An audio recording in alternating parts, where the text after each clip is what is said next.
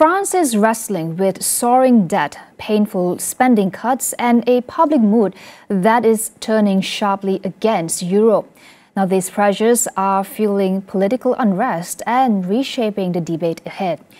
Dr. Emmanuelle Schön-Quinlivan, senior lecturer in European politics at University College of Cork, explains what's driving the shift.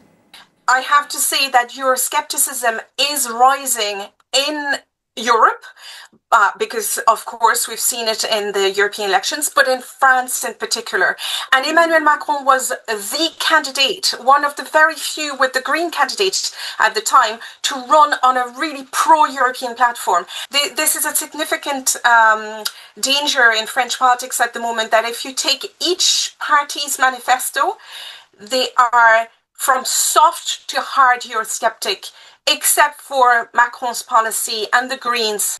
France's strained finances are also putting pressure on its long-standing economic partnership with Germany, a key driver of European integration. France was the counterbalance to Germany's economic orthodoxy, for example. France has been calling for common debt to be created by the European Union to fund investments in defence in particular, but also in green transition and innovation and etc. And Germany is very reluctant to this. And Germany will be even more reluctant to this now that it sees in the state of France's financial situation. On the streets, domestic pressures are mounting. Trade unions stage a general strike this month to protest government budget plans and cuts to public spending. Tens of thousands took to the street in major cities, underscoring public frustration over rising costs and political gridlock. France's debt has really become a key issue now in the political kind of discourse in the country. Even voters are now taking it as a very serious problem.